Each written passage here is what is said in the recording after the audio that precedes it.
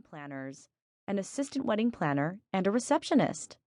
In recent months, they'd been running even leaner, as one of the wedding planners had left the company to raise a family in Connecticut. That's where Brooke came in. Her gaze shifted to the other woman at the table, already knowing what she'd see, and yet somehow surprised that Alexis Morgan looked exactly like every picture Brooke had ever seen of her.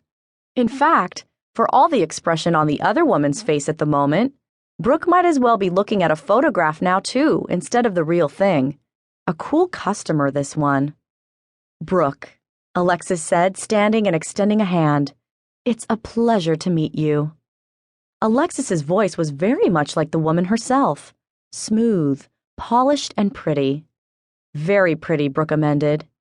She was shorter than Brooke's own 5'8" by a few inches, but had that sort of exceptional posture that made her look a good deal taller than she was.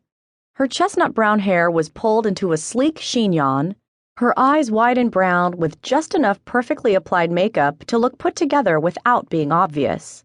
The outfit was also spot on. Gray slacks and a white blouse, simple pieces but perfectly tailored to cast a sleek appeal. "It's so nice to meet you too," Brooke said, hoping her voice didn't sound too gushing. It wasn't that Brooke was bubbly, not really, but she was aware of the fact that she was quick to laugh, even quicker to smile, and eager to see the best in people. Not so long ago, the ready smiles and optimism had been genuine. She hadn't even been aware of them. Lately, though, well, fake it till you make it, right? She shook Heather's hand as well, and the three of them sat down at the low granite tabletop. "We ordered champagne," Heather said with a little wink. "Hope that's okay." "Definitely. I wouldn't be in this job if I didn't love champagne." "Have you taken any classes?" Alexis said, leaning forward. Brooke blinked. Classes?" "Champagne classes." "Maybe we should let her drink a glass before we send her to school, boss?" Heather asked. "Yes, of course," Alexis said, sitting back. "I'm sorry." "Don't apologize, please," Brooke said as Heather motioned for a server to pour their champagne. "I'm on your turf now. If you want me to go to bubbly school, I'm all for it." "It's actually a blast," Heather said. "They let you drink the stuff, and plenty of it." "They also have a spit bucket," Alexis said mildly. Heather waved this away. "Please, who spits French champagne? Crazy talk." Brooke smiled, warming to the younger woman. Heather was every bit as pretty as Alexis, although where Alexis looked like she held the world's secrets in some vaulted part of her enormous brain, Heather gave off a friendly, what you see is what you get vibe. Her hazel eyes were sharp and intelligent, but there were no pretenses there. She seemed like the type of friend who'd tell you when your haircut sucked, but only after you'd asked, and the one who'd go on a donut binge with you after a breakup and wouldn't breathe a word about the calories. Not that Heather was a friend. Yet. They'd just met. But Brooke had every intention of making her one. Alexis, too. "So, Brooke," Heather said, "tell me honestly, was your adjustment to New York as rough as mine?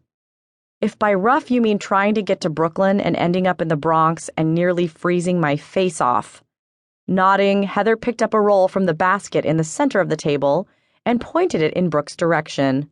"I hear you on the subway bit. Nobody ever really tells you that the entrance to the uptown and downtown trains are rarely on the same side of the street." "The guidebooks tell you, and the internet," Alexis said. Heather rolled her eyes. Ignore her. Brooke gave Alexis a nervous glance, curious if the other woman took issue with Heather's informal tone. They were, after all, boss and assistant. But to her surprise, Alexis was smiling. She was not, however, touching the breadbasket. Impressive self-control on Alexis's part, but Brooke had never met a carb she didn't like and followed Heather's lead, grabbing one of the crusty, still warm rolls and spreading a bit of aioli-infused butter on it. Before she could dig in, though, Alexis lifted her champagne flute. "Shall we toast?" "Hells yes," Heather said, lifting her glass, "to the newest belle." "Belle, I like that," Brooke thought as she picked up her champagne. For the past 2 years, Brooke had thrown every bit of... To keep listening to this audiobook, I've left you a link in the description so you can do it, at no cost thanks to Audible's 30-day free trial.